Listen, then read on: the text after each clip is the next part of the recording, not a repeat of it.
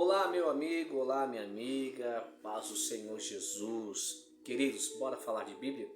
Hoje eu quero falar sobre o texto de Atos dos Apóstolos, capítulo 13 e capítulo 14. Eu quero meditar com vocês em alguns versículos e no tratado sobre a primeira viagem missionária de Paulo e também colocar um tema baseado no texto que nós vamos ler em Atos dos Apóstolos, capítulo 14. As aflições são ingresso para a entrada no reino de Deus. As aflições são ingressos para a entrada no reino de Deus. Então eu quero meditar com vocês no livro de Atos, capítulo 13 e capítulo 14. Mas eu vou ler um versículo no capítulo 14 que diz assim: no capítulo 14, versículo de número 22, está registrado assim: renovando o ânimo dos discípulos e encorajando-o a perseverar na fé, ensinando,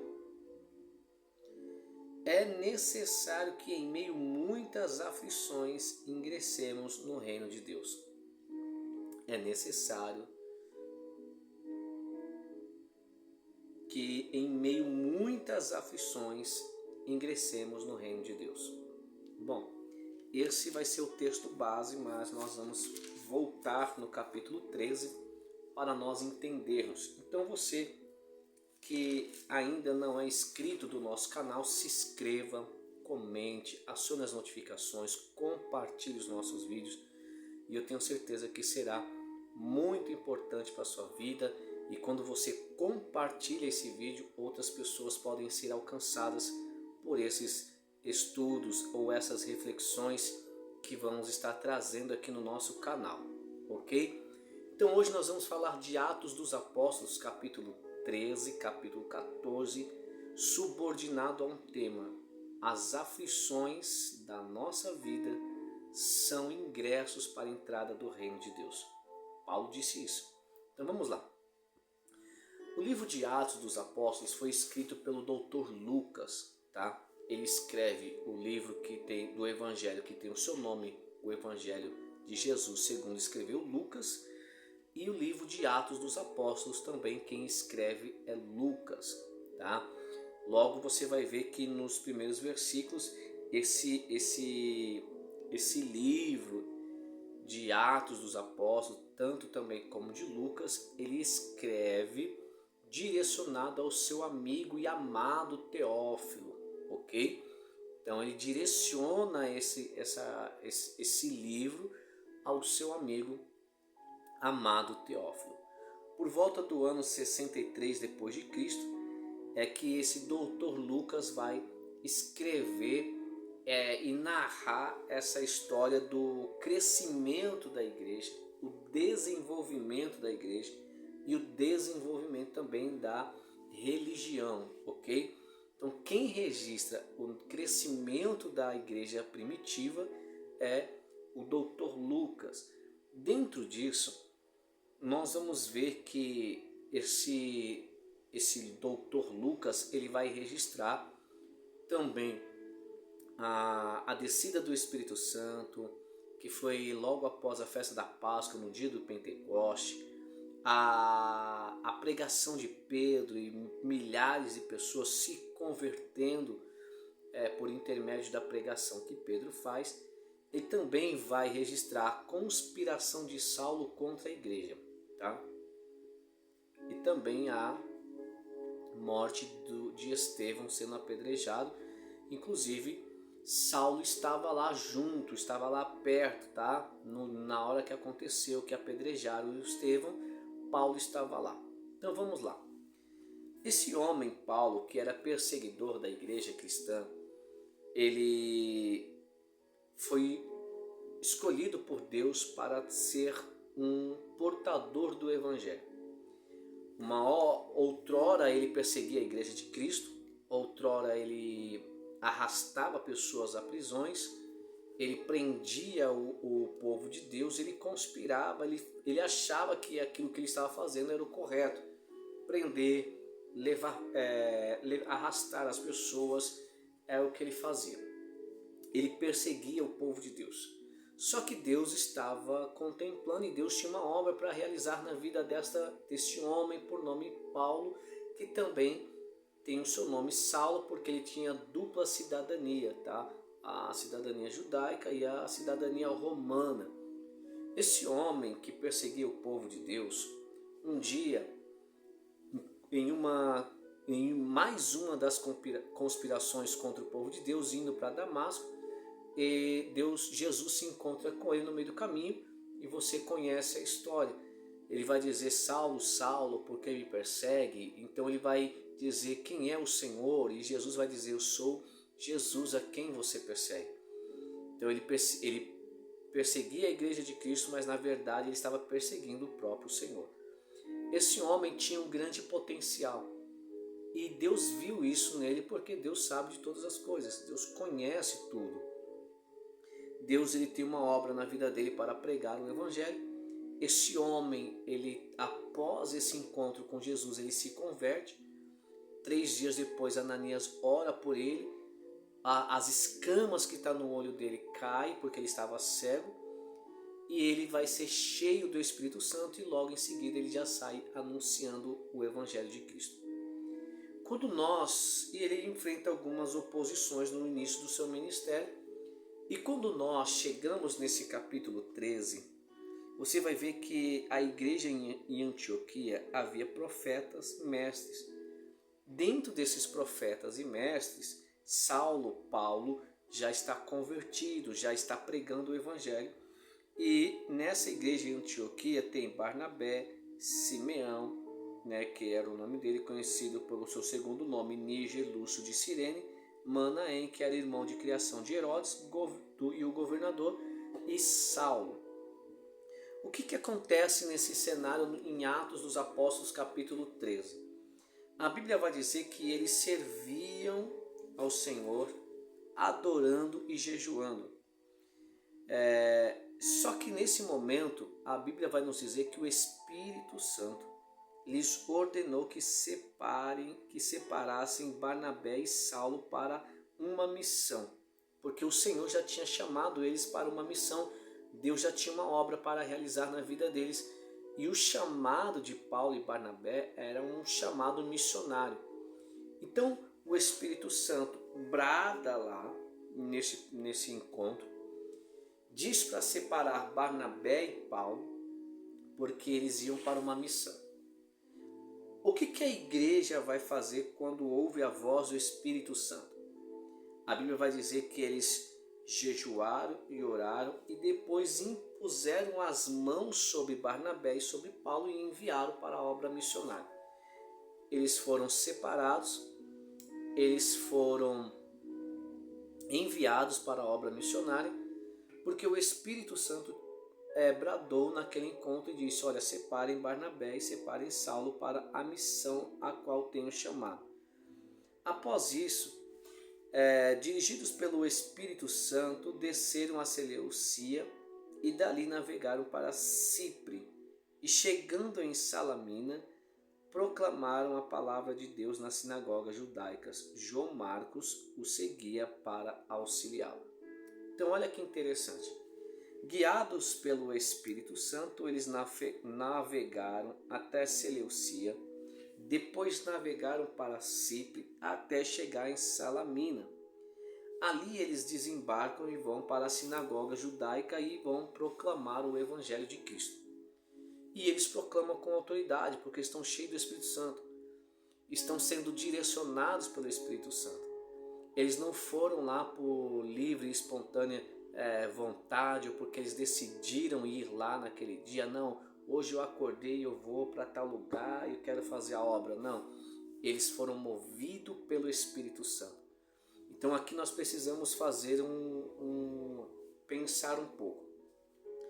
Barnabé e Paulo, eles estavam sendo movidos pelo Espírito Santo, e sendo movidos pelo Espírito Santo, eles vão até o determinado local que o Espírito Santo já o ordenara, já o orientara.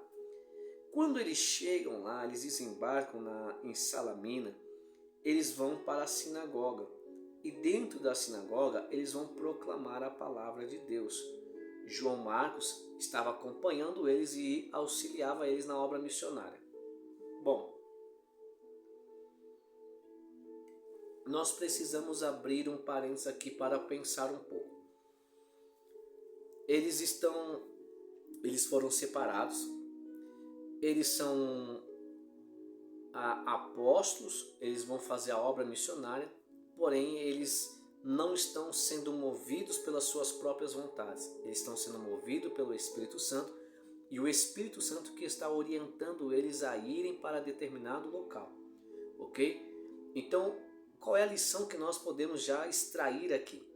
Que todo homem, toda mulher de Deus, que é separado por Deus, ele precisa ter essa sensibilidade para estar aonde o Espírito Santo quer que ele esteja. Ir aonde o Espírito Santo quer que ele vá. E ficar aonde o Espírito Santo quer que ele fique. Nós precisamos entender que as nossas opiniões, as nossas decisões já não valem mais. Uma vez que a nossa vida já não está no nosso controle, está no controle de Deus. O Espírito Santo é Ele que conduz a nossa vida. É Ele que vai conduzir os nossos passos. É Ele que vai direcionar a nossa missão aqui na Terra. Então nós precisamos estar sensíveis a ouvir essa voz, a voz do Espírito Santo, e obedecê-la. Obedecê-la de uma forma que nós possamos viver o nosso chamado sendo movido pelo Espírito Santo. E sendo movido pelo Espírito Santo, nós vamos estar aonde Ele quer que estejamos. Sendo movido pelo Espírito Santo, nós vamos ir para onde Ele quer que nós iremos. Sendo movido pelo Espírito Santo, nós ficaremos aonde Ele quer que ficamos. Então, eu abro um parênteses aqui para lhe dizer, homem e mulher de Deus, esteja sensível à voz de Deus para que você possa viver segundo a vontade do Espírito Santo e ir quando Ele mandar você ir, ficar quando Ele mandar você ficar, porque Ele sabe o que é melhor para nós. Então Paulo e Barnabé estão sendo direcionados pelo Espírito Santo, eles entram na sinagoga e vão pregar o Evangelho. Depois o que eles vão fazer? Eles vão continuar a viagem, e aí a Bíblia diz que eles atravessaram toda a ilha até Pafos, e encontraram um judeu chamado Bar Jesus, que praticava feitiçaria e era um falso profeta. Aqui eu preciso também alertar os irmãos sobre esse homem que era um judeu e tinha por nome Bar Jesus, porém ele pregava, porém ele não era um profeta autêntico, sendo inspirado pelo Espírito Santo. Ele era inspirado por qualquer outro espírito, menos o Espírito Santo, porque a Bíblia diz que ele praticava feitiçaria e ele era um falso profeta. Bom, tendo em vista isso, se ele é um homem que pratica feitiçaria e é um falso profeta, nós precisamos não ler a Bíblia apenas e narrar a Bíblia, mas nós precisamos também aplicar para os nossos dias. Quando nós olhamos para o contexto que estamos vivendo, nós também conseguimos entender que o tempo que nós estamos vivendo também já existe muitos falsos profetas em nosso meio e que também praticam feitiçaria, que estão dentro das nossas igrejas. O que tem de falso profeta hoje, praticando feitiçarias, eu poderia dar aqui 1000 exemplos, mas eu não quero e não vou fazer isso. Uma também para não dar ibope para essas pessoas que estão deturpando a palavra de Deus. Paulo, quando ele escreve aquela carta aos Romanos, ele escreve que estão trocando a verdade de Deus em mentira, estão adorando mais a criatura do que o Criador. Então imagina o que estava acontecendo naquela época e você olha a situação que estamos vivendo hoje, o que está acontecendo com o surgimento de muitos falsos profetas e feiticeiros dentro das nossas igrejas, com miticismo e por aí vai, muitas coisas que não manifestar na Bíblia que Jesus não nos autoriza a fazer, mas esses engraçadinhos, esses falsos profetas estão fazendo. Então, quando Paulo ele vê esse homem que é um falso profeta, e esse homem ele assessorava um homem por nome chamado Procônsul, Sérgio, tá? Ele era um homem muito grande na época e de uma grande inteligência, que mandou chamar Paulo. Ele queria ouvir a mensagem de Paulo, ele queria ouvir Paulo pregando. Era um homem muito importante naquela época. Porém, havia também um homem chamado Elimas, que era um mago. E pois assim que se traduz o nome dele, opunha-se a eles tentando desviar o procônsul da fé. Ou seja, esse homem, Elimas, que era um mago, ele sabia que Procônsul era um homem muito importante e que ele queria ouvir a mensagem do evangelho sendo pregada pelo apóstolo Paulo. O que esse mago vai fazer? Ele vai se impor, ele vai se colocar contra Paulo, ele vai tentar impedir de todas as maneiras que Procônsul ouça o evangelho de Cristo, que seria pregado pelo apóstolo Paulo. Paulo ele está cheio do Espírito Santo, Paulo tem discernimento. O que Paulo vai fazer? Bom, no capítulo 13, versículo 9, vai dizer assim: contudo Saulo, que traduzido é Paulo, cheio do Espírito Santo, olhando atentamente para Elimas, o repreendeu dizendo. O que Paulo vai dizer para Elimas, o mago? Se Paulo está cheio do Espírito Santo, se Paulo tem discernimento, o que Paulo vai dizer para esse homem? Olha só as palavras de Paulo no versículo 10. Tu estás cheio de toda mentira, malignidade, filho do diabo, inimigo de tudo que é justo. Quando cessarás de perverter os retos caminhos do Senhor? Olha a autoridade desse homem por nome chamado Paulo. Ele está cheio do Espírito Santo, tem discernimento. Ele consegue compreender que esse homem que está na frente dele não é um profeta, é um mago. E além de ser mago, ele está sendo usado pelo diabo. Paulo ele tem autoridade de chegar diante desta pessoa e dizer: tu estás cheio de toda mentira e malignidade. Quem dera que no tempo que nós estamos vivendo, Deus possa levantar profetas com tamanha ousadia e autoridade como a de Paulo. Ao ver um feiticeiro da fé, um mago, um falso profeta, ele poder ir em direção a essa pessoa cheio de autoridade e dizer: você está cheio de mentira e malignidade, você é filho do diabo. Ele tinha autoridade para fazer isso. Ele confiava no Deus que ele servia.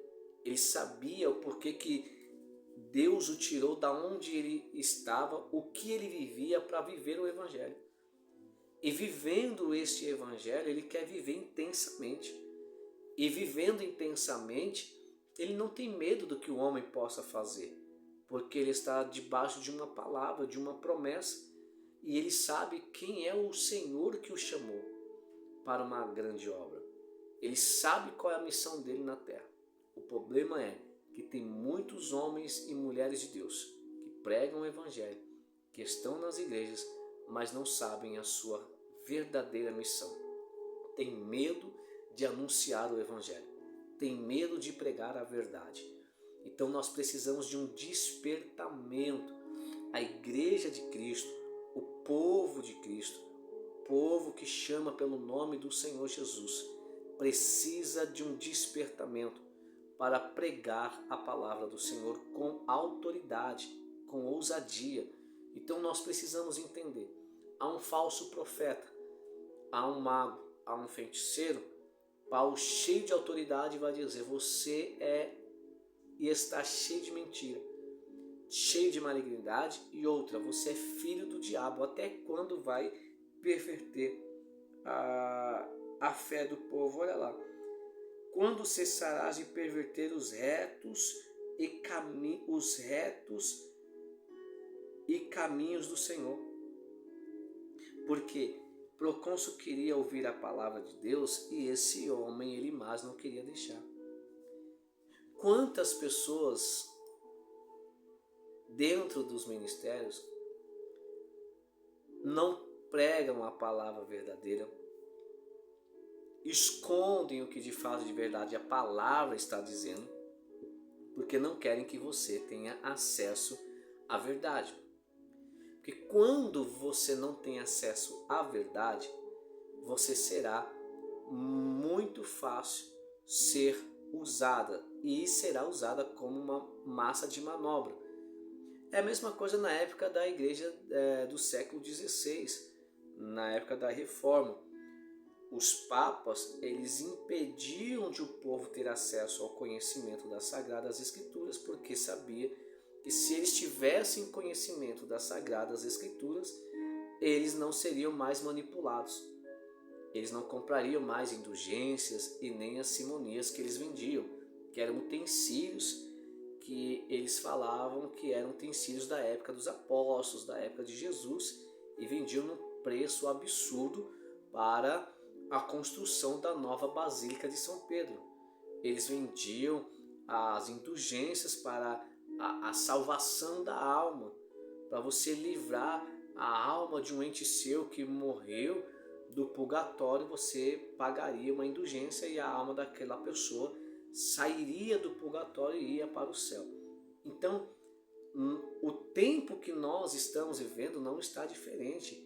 O povo está fazendo muitas coisas dentro da nossa igreja. Então, assim, dentro das nossas igrejas, quando uma liderança impede dos seus liderados ter o conhecimento de fato, de verdade, do que a Bíblia está dizendo, nós precisamos ficar atentos com isso. Porque quando uma pessoa não ensina, não orienta, ele não quer que a pessoa tenha acesso à verdade, porque se ele tiver acesso à verdade, ele não vai ser mais usado como massa de manobra, ele vai despertar e falar, opa, peraí, isso aqui está errado. Porque quando Martinho Lutero ele foi enviado para Roma, ele observou tudo o que estava acontecendo com a Igreja Católica, e ele foi ler as Sagradas Escrituras, e ele teve um encontro verdadeiro com Deus quando ele lê a carta de Paulo aos Romanos. E ele usou o texto como base para a construção das 95 teses. Ele pega por base Romanos 1,17. O justo viverá pela fé. O justo viverá pela fé. O justo viverá pela fé. Então ele entende que se o justo viverá pela fé, ele não precisa pagar nada para ter a salvação. Então ele constrói 95 teses para refutar os ensinos e as heresias da Igreja Católica da época, lendo a carta de Paulo aos Romanos. Então ele se debruçou em estudar a carta de Paulo aos Romanos, e dentro desse estudo que ele teve, ele consegue elaborar as 95 teses. Lembrando que ele não queria sair da Igreja Católica, ele foi expulso porque ele foi tido como inimigo da Igreja e como herege, porque ele confrontou os ensinos da Igreja Católica.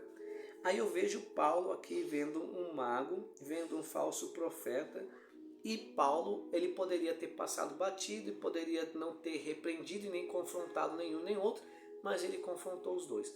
Então assim, o que Deus quer hoje para as nossas vidas? O que Deus quer hoje para a Igreja de Cristo? O que Deus quer hoje para os protestantes, para o cristianismo?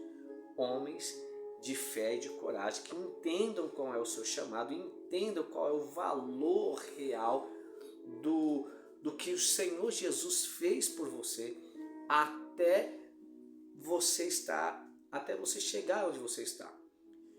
Qual foi o sacrifício de Jesus?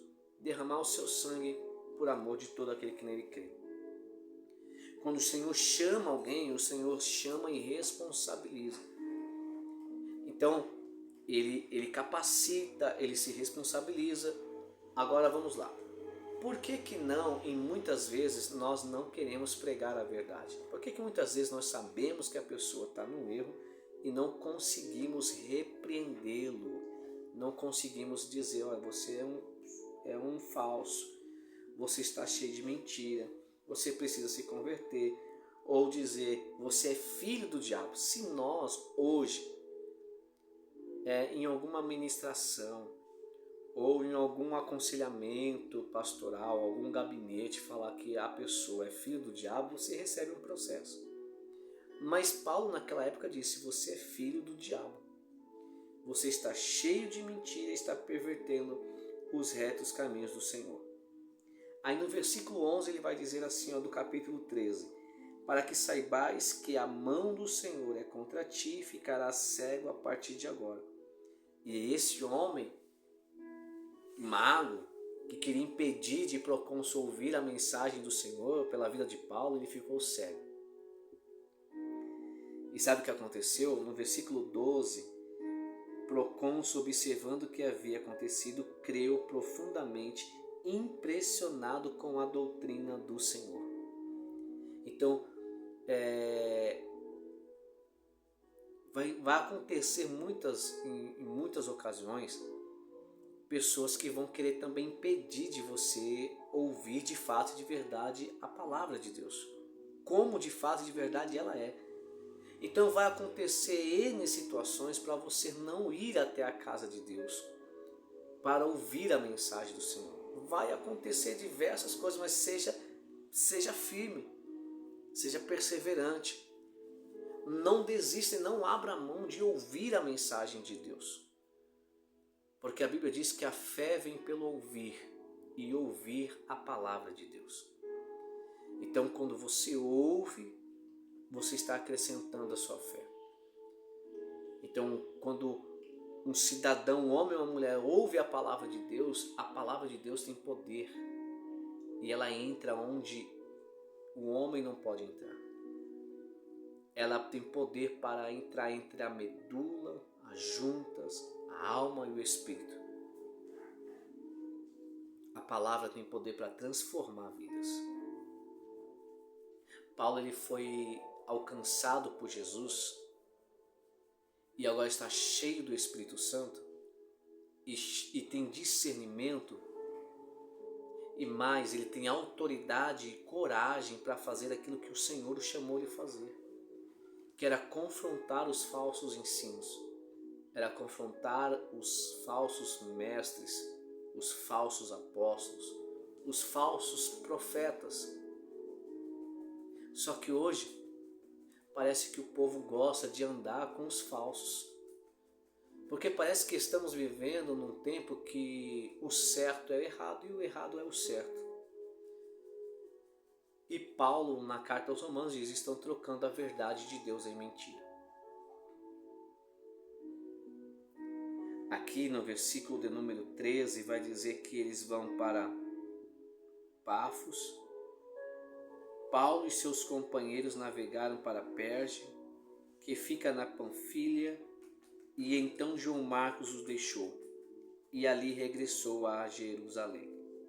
Queridos, no capítulo 13, do versículo 13 ao 41, quando Paulo entra em outra sinagoga, Paulo vai pregar desde a saída do povo do Egito até a vida, o ministério, a crucificação de Jesus. E sabe qual é o resultado dessa pregação? Ele prega Êxodo, ele prega sobre os reis, ele prega sobre Samuel, ele fala sobre Saul, ele fala sobre Davi, ele fala sobre Cristo, o ministério de Cristo. E quando ele termina o seu sermão, a Bíblia vai dizer no versículo 42 de Atos 13 que ele é convidado a pregar mais. O povo gostou da mensagem. O povo gostou de ouvir Paulo, porque Paulo estava pregando a palavra como ela é. Paulo não estava fazendo rodeio. Paulo não estava colocando o que não tinha na palavra. Paulo estava simplesmente fazendo a vontade do Senhor. Paulo simplesmente estava pregando a palavra como ela é.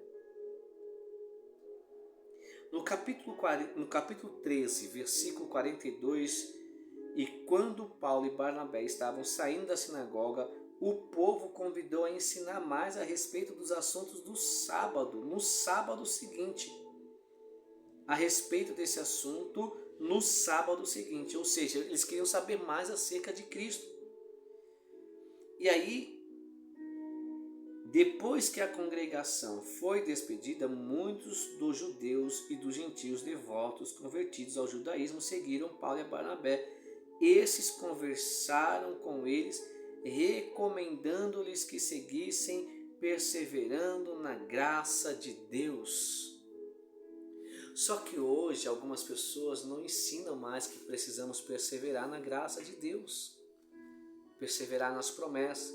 Hoje o que algumas pessoas ensinam é: você vai ficar rico, você precisa fazer um voto de ousadia para você ser próspero, você precisa dar uma oferta alçada, você precisa dar 30% do seu salário.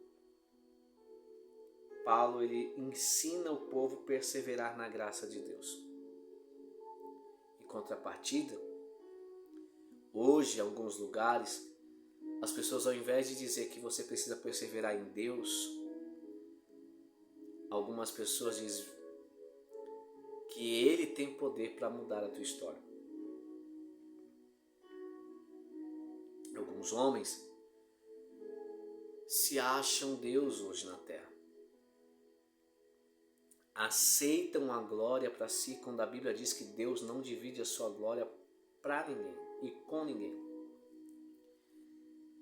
Aí o que acontece no versículo 45 vai dizer assim, ó: Paulo decide ensinar os gentios. Entretanto, quando os judeus observaram a multidão, ficaram tomados de inveja e de forma desrespeitosa e ultrajante contradiziam o que Paulo pregava.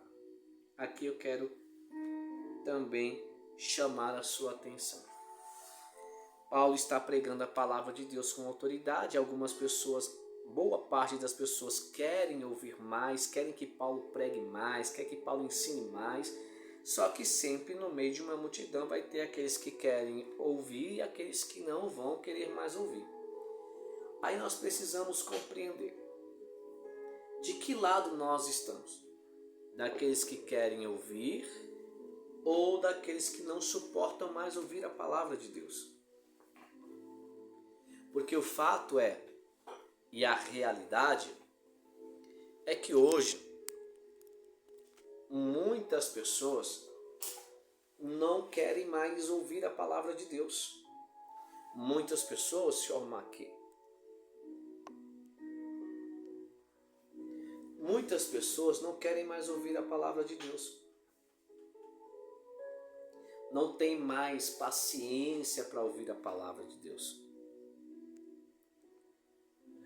Por isso que Paulo vai escrever lá na carta ao seu filho na fé, Timóteo, que haveriam tempos trabalhosos, que surgiriam pessoas amantes de si mesmos e que teriam comichões nos vossos ouvidos, não suportariam a sã doutrina, não, porque tendo comichão nos ouvidos, não suportarão a sã doutrina. Parece que estamos vivendo esse tempo. Aí vão se levantar o que? Aqueles que gostam da palavra, que gostam de pregar a palavra, que estão vivendo o seu chamado, que sabem de fato e de verdade qual é o seu chamado. Esse vai levantar, alguns invejosos vão se levantar contra aquele que está fazendo. Então tem pessoas que não fazem, e quando Deus levanta alguém que quer fazer, que sabe qual é o seu chamado, a sua responsabilidade no âmbito espiritual, no cristianismo, vai se levantar outras pessoas para impedir. Tá? A inveja é pior que o câncer. O sábio Salomão diz que a inveja é pior que o câncer que corrói os ossos. A Bíblia vai dizer que invejaram e de forma desrespeitosa, ultrajante, contradiziam o que Paulo dizia. Então, no meio da nossa caminhada, nós precisamos entender que também, se você está fazendo aquilo correto, se você está obedecendo, se você está pregando com autoridade, com ousadia, se você não está temendo o que o homem possa fazer com você, você esteja certo que vai se levantar pessoas para invejá-lo, para trazer calúnias, para desrespeitá-lo e contradizer o que você prega, o que você canta, o que você faz. Paulo, ele sofreu isso. Mas dentro dessa situação que Paulo está vivenciando, Paulo não para de pregar. Aí nós precisamos abrir um parênteses aqui, porque tem pessoas que, enquanto as pessoas estão aplaudindo, bajulando, estão se aglomerando perto dessa pessoa que prega, que louva, para ele está tudo bem. A partir do momento que ele está sendo as pessoas estão contradizendo o que ele fala, estão desrespeitando ele, não aceitam mais aquilo que ele está fazendo por pura inveja, muitos retrocedem, muitos param. Então eu preciso entender aqui, dentro de uma situação dessa, quando se levantarem pessoas invejosas para fazer com que eu venha parar, para eu desistir do meu chamado, do meu ministério, eu vou parar ou eu vou continuar? Muitos param. Mas Paulo me dá uma lição. Paulo, mesmo diante dessa situação, ele continua pregando o Evangelho de Cristo. E sabe o que me chama a atenção? Ele prega, ele ensina o povo e no versículo 51, ele vendo que o povo está conspirando de fato e de verdade a ponto de querer até mesmo tirar a sua própria vida, Paulo ele vai fazer algo que Jesus nos ensinou. Quando você entrar numa cidade, numa casa e você não for bem recebido, sacuda a poeira do pó e sai. Vai para outra cidade. Olha o que ele faz no versículo 51 do capítulo 13. Estes, contudo sacudindo contra ele o pó dos seus pés, partiram para Icônio.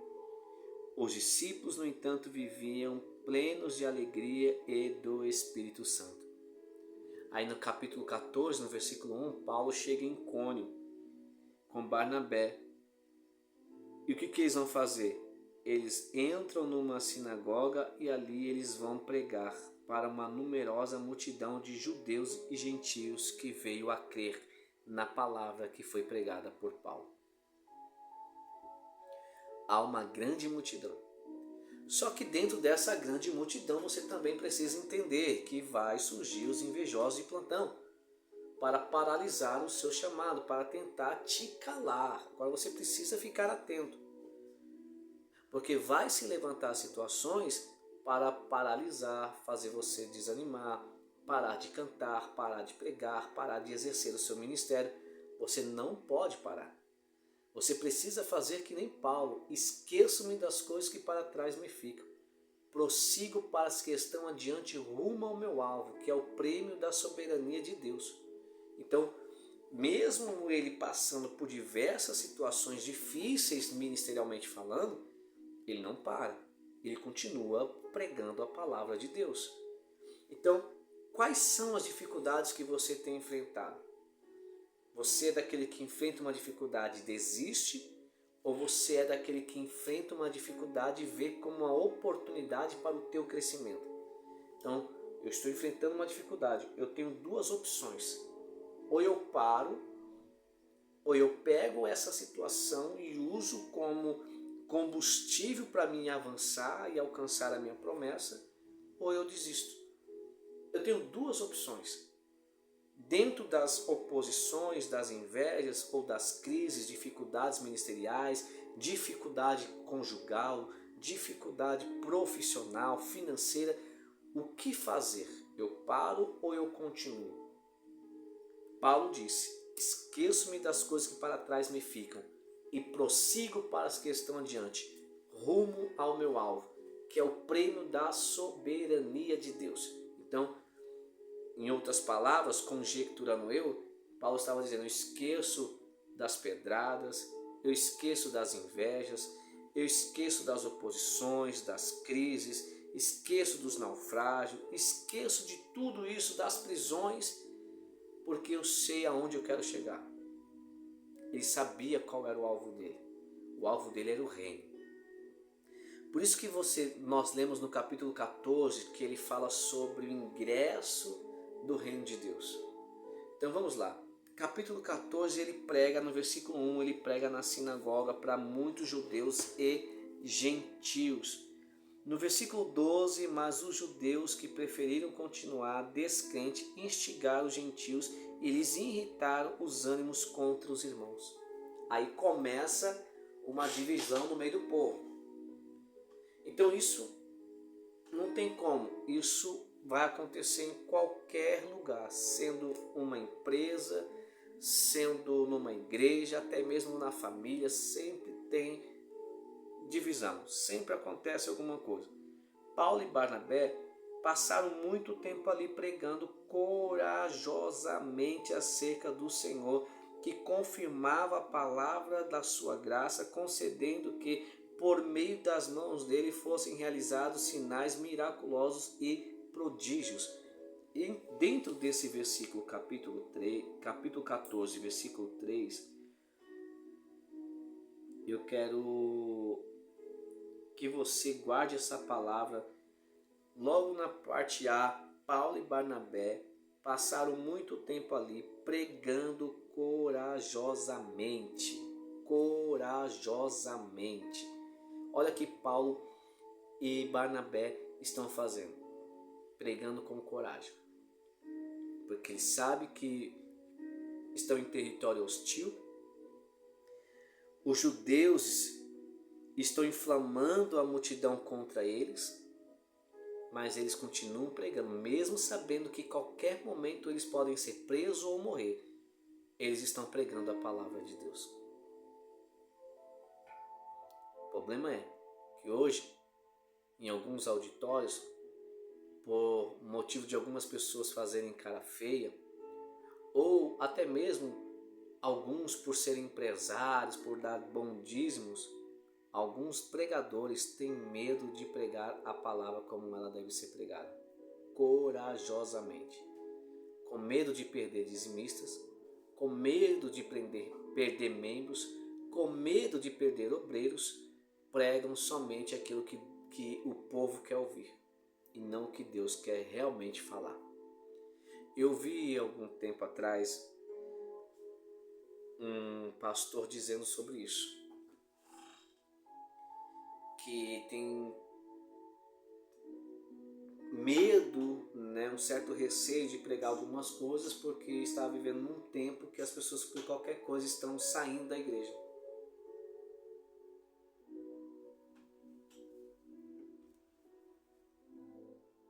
Se a palavra de Deus não convencer o cidadão, você, pastor, pastora, não vai convencer ninguém. Porque o que convence é a palavra de Deus. Paulo e Barnabé estão pregando corajosamente. Dentro dessa reflexão, eu queria que você entendesse que você tem algo sobre a sua vida, uma autoridade do Espírito Santo. O Senhor te deu autoridade. Então, não fique com medo se as pessoas vão sair da igreja, se não vão querer mais te ouvir. Não fique com medo o que as pessoas vão dizer de você. Fique com medo o que Deus está pensando de você. Nós precisamos temer a Deus, não ao homem. Se Deus te deu uma missão, cumpra essa missão com excelência. Seja corajoso. Olha a ordem de Deus para Josué: seja forte, seja corajoso. Não temos. E tende bom ânimo. Seja forte, muito corajoso. E tende muito bom ânimo. Agora vamos lá. No versículo 14, ele diz assim, no versículo 4 do capítulo 14, mas houve grande divisão entre o povo da cidade. Uns ficaram do lado dos judeus e outros dos apóstolos. Houve uma grande divisão. Hoje existe divisão nas igrejas? Responde aí. Coloca aí nos comentários. Existe divisão nas igrejas? Existe, infelizmente. Porque o povo, ao invés de olhar para Jesus, estão olhando para o homem. Ao invés de se atentar à mensagem sendo pregada cristocêntrica, estão adorando mais a criatura do que o Criador. Paulo diz, se você puder ler a carta de Paulo aos Romanos, capítulo 1, você vai ver o quanto de conteúdo ali tem extraordinário. Paulo diz, estão adorando mais a criatura do que o Criador, estão trocando a verdade de Deus em mentira. E é o tempo que nós estamos vivendo. Houve uma grande divisão. Uns foram para o lado dos apóstolos e outros para o lado dos judeus. Agora olha lá, essa divisão causou uma conspiração. No versículo 5 diz assim, formou-se então uma conspiração de gentios e judeus com seus líderes a fim de desmoralizá-los, os apóstolos, e apedrejá-los. No versículo 13 falamos sobre inveja, sobre desmoralizar também, e aqui a mesma coisa no versículo 5. Eles estavam dispostos a desmoralizar Paulo e os apóstolos, Barnabé, e apedrejá-los, porque não suportavam ouvir a verdade. Tem pessoas que não vão suportar ouvir a verdade e vão querer se levantar contra a sua vida. O que fazer e como reagir? Se eu sou movido pelo Espírito Santo, lembra que eu falei no começo? Eles eram movidos pelo Espírito Santo. Se eu sou movido pelo Espírito Santo, por mais que eu sinta raiva, por mais que dê vontade de pegar pelo pescoço, eu preciso entender que Deus está no controle. Deus me chamou para uma missão, pregar a verdade. Doe quem doer. Pregar a verdade vai causar inveja, vai causar oposições, vai gerar divisões, vai gerar conspirações, porque você vai se destacar no meio deles. Só que vai se levantar tudo isso. Porém, eu tenho uma palavra para a sua vida. A Bíblia diz que toda ferramenta forjada contra a igreja dele não prevalecerá. Podem pelejar contra ti, mas não prevalecerão. Assim diz o Senhor. Aquieta o coração, faz somente a vontade do Senhor.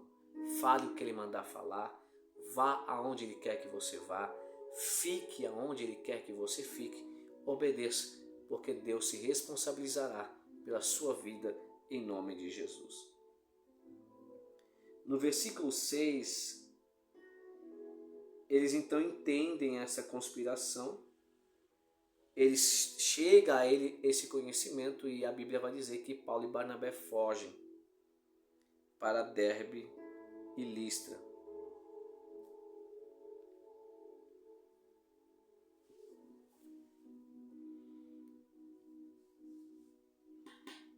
No versículo 8 até o versículo 18,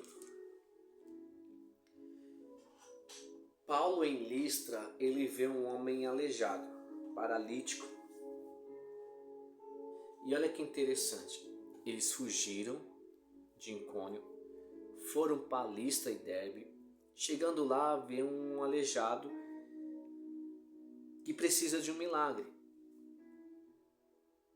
Paulo está fazendo a missão, é ir de curar os enfermos, pregar o evangelho. Ele olha para dentro do olho desse homem e vê que esse homem tem fé para ser curado. Ele então fala para o homem: apruma-te sobre o teu pé. A Bíblia diz que o homem saltou, na mesma hora foi curado. O que gerou isso? Os religiosos de plantão começaram a querer endeusar Paulo e Barnabé como o deus Zeus e o deus Hermes. Quando Paulo e Barnabé entendem sobre isso e chega a notícia até eles, eles vão até esse povo, rasgam suas vestes, pregam sobre Jesus, falam que é errado o que eles estão fazendo, mas mesmo assim o povo não deu ouvido. Porque, volto a dizer, o povo queria adorar a criatura e não o Criador. Nós estamos no ano de 2024. Quantas pessoas estão idolatrando homens no nosso meio cristão? Quantos líderes que almejam ser idolatrados e não repreendem a multidão por idolatrá-los? Paulo, vendo a multidão querendo idolatrá-los, ter ele como Deus Zeus, Deus Hermes, Paulo diz: opa, peraí, nós somos seres humanos como vocês. Vocês não podem fazer isso. Olha lá no verso de número 15 do capítulo 14. Homens, por que fazer isto? Pois nós também somos humanos, de natureza semelhante a vós, e vós termos anunciado o Evangelho para que vos afasteis dessas práticas inúteis, vos convertais ao Deus vivo, que fez os céus e a terra, o mar e tudo que nele existe. Paulo não aceitou aquilo. Paulo não aceitou ser adorado por homens. Paulo não aceitou ser idolatrado por homens. Paulo disse: eu sou homem, sou ser humano como vocês. Afastem dessas práticas inúteis e se convertam, porque é para isso que eu estou falando e anunciando o Evangelho de Cristo para vocês. O problema é que estamos vivendo uma geração que pós-moderna, modernidade, o povo gosta de ser bajulado. O povo gosta de ser idolatrado, de se endeusar. Eu vi um rapaz, um grande líder, dizendo: se você não tem fé, vem pela minha fé que você vai ser curado. Paulo olhou nos olhos desse aleijado e viu que ele tinha fé. A Bíblia diz que sem fé é impossível agradar a Deus. E aqueles que se aproximam do Senhor é necessário que tenham fé. Como eu, como líder, um pastor, vou falar para a pessoa: vim pela minha fé? Se a Bíblia diz que aqueles que se aproximam do Senhor é necessário que tenha fé. E sem fé é impossível agradar a Deus. Mesmo que você tenha pouca fé, é só você fazer como aquele homem que chegou até Jesus e disse: mestre, acrescenta-me fé.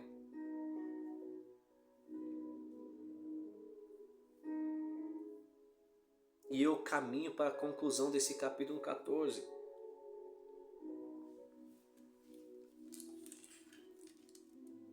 Tudo isso Paulo está passando na primeira viagem missionária, após a primeira viagem missionária. Mas ele está convicto de qual é o chamado dele. Ele está convicto de qual é a responsabilidade que ele tem. O problema é: você está convicto do seu chamado? Você sabe qual é a sua responsabilidade no âmbito espiritual, no cristianismo, no seu ministério? Se você tem um cargo eclesiástico, você sabe de fato, de verdade, qual é a sua missão dentro desse cargo eclesiástico? Paulo, ele volta para Antioquia e de Icônio, e tendo persuadido a multidão, o apedrejaram. Sabe por que é apedrejado? Porque no versículo 18 de Atos 14 diz assim: mesmo com essas explicações ainda foi difícil evitar que as multidões lhe homenageassem por meio de sacrifícios. Paulo pregou, não aceita isso, não aceito isso, mesmo assim não deu. O povo ainda ofereceu sacrifícios ao deus Zeus, ao Hermes, e direcionando isso a Paulo e a Barnabé. No capítulo 14, versículo 19, eles são apedrejados.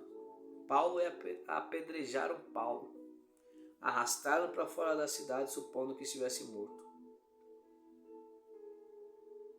Paulo foi apedrejado porque pregou a verdade, porque não aceitou ser adorado por homens, ser idolatrado por homens, e por causa disso ele foi apedrejado.